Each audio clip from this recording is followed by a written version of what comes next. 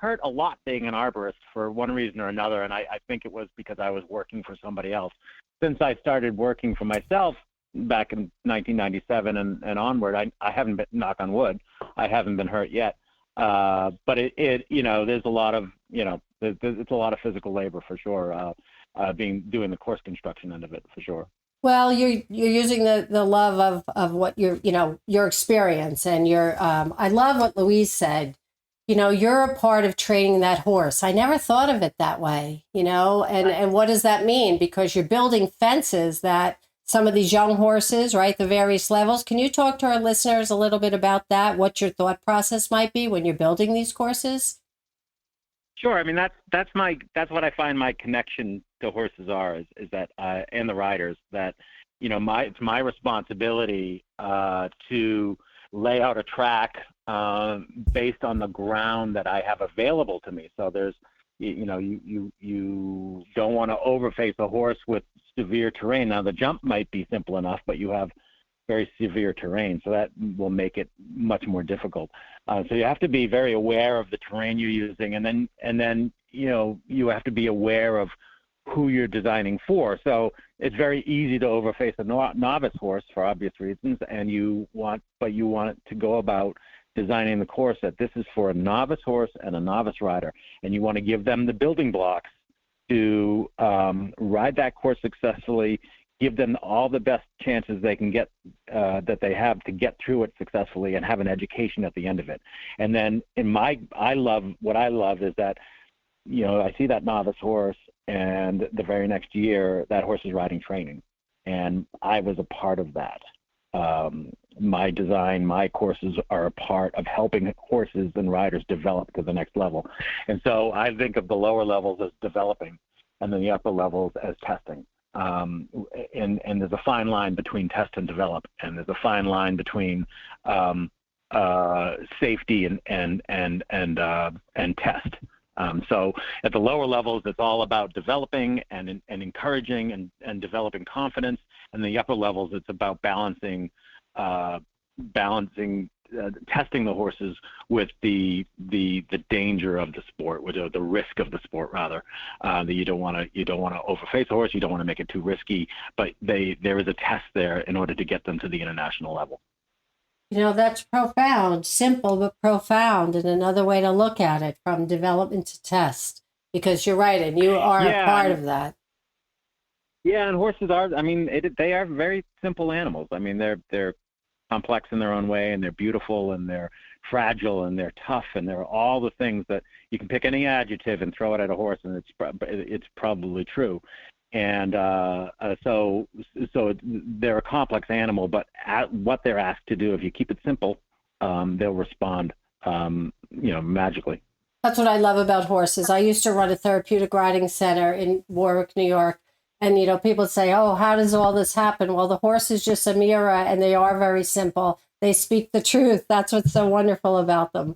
That's for sure. Right? Nice when their ears are flopping and their heads are up and they're excited about what they're doing. And it's hard for people to understand, people that don't ride horses or don't have a horse bent. It's hard for them to understand that these animals want to do this. They want a job. They want to, they're bred to be ridden. They're domestic animals. They're not wild. They deserve to be loved and to be cared for and developed. And just like everybody has to get up and work. The bird has to go and make its nest, or the horse has to go out and go riding, and give the rider a chance to have something exhilarating and a relationship with an animal. And it's great for young kids. It's great for older people that love the sport. And it's all this horse, this simple animal that it gives us so much pleasure. I had a conversation with someone over the weekend, a dad. I ran into him in the store. He says, oh, I just dropped my daughter off at the local barn. And I didn't know this man, and we got into a long conversation about it. But it was about that thing that you just said, the responsibility that it gives, and that horse wants to work and to become a partner in a team. It really is magical, and I feel like we're blessed that we have this in our lives. And I'm grateful that you took the time, because the show is just around the corner. A huge undertaking to put on such a caliber of this type of show here in the Horse Trial, the Millbrook Horse Trials, which takes place July 27th through the 30th for our listeners. But before I let you go, I'm headed to Ireland in August. I'm going with my daughter and 2 other people. We're going to ride horses cross country. Do you have any advice? Oh, Ireland's a big deal. I've been to Tattersalls. I helped build the 91 championships, European championships in Punchestown, and it's just throw your heart over and the horse will follow. Those horses really know what they're doing, and there's big hedges, and everything's very big. There's nothing very technical over there, but it's very, very big, and I think if you got a good seat and you got some heart and guts, they will do it for you.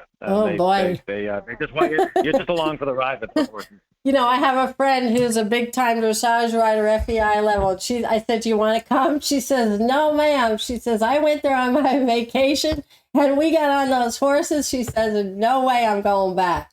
And I was like, "What does that mean?" She says, "What you said. They know what they're doing. You're just on for the ride." They're just along for the ride. They even at 3 years old, they're just born and bred to jump. Those Irish horses are so much fun. Well, the year that Louise that I was on, literally doing the live radio show at Millbrook a few years ago, I interviewed many of the riders. She had a press person that was great and brought different people to the mic, and I found that a lot of the horses were some Irish bred horses, and I thought that was very interesting. Yeah, when you look at the list, there's a lot of Fernhill horses, a lot of Cooley horses. The breeding is there's been a long time breeding program in Ireland, and it's successful. They stay sound. They have beautiful conformation. They're great jumpers, and they're built to events. So we have a huge contingent of Irish horses here that we're proud to have. Well, let's have our visitors and our listeners come over and see your master skill at work, because I'm sure you're already with it just around the corner. I mean, how long you've been over there now putting this all together, and do you have help?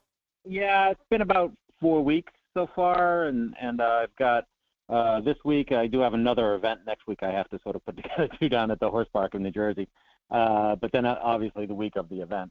And just before you sign off, it is a testament to Louise and this board that they deal with the adversity of running horse trials and the politics and the money and the volunteers. Like, my job is fun. My job is creative, and I get paid for it and all of that sort of thing, right? But the heavy lifting is continually making these horse trials go on, making them sustainable, having the good part of Dutchess County sponsor it and support it, and it's really hard. It's really, really hard. This is an obscure sport. It's hard to really get sponsorship. It's hard to do all these things. And there's nobody that does it better than Louise Meryman and the Millbrook Horse Trials board. It has been a pleasure to work for them. This is my second year here because we took a year off last year. And every year I come here, it's just beautiful in Dutchess County. I mean, it's just the stewarding of the land here has been amazing, and the stewarding of the horse trials, based on the people that support it, has been mind-blowing for me, because it's very hard to pull an event off with this standard and do it year in and year out. And it's a testament to them. I'm just along for the ride, and happy to be here. And again, just also kudos to Tremaine Cooper for putting this together all these years. He was a huge instrumental part of this horse trials. That he will always be here in my heart. He's a great friend, and I wish he was still here. And his mark is all over here and always will be. And I had the opportunity to meet him and interview him, and you're so right, and that was so well said. So I'm going to let you go that was a perfect closing. Thank you, Morgan. Hopefully I'll have an opportunity to meet you, and thank you for being my guest on Horse Show today. You bet. Take care now. All right, you too. Bye.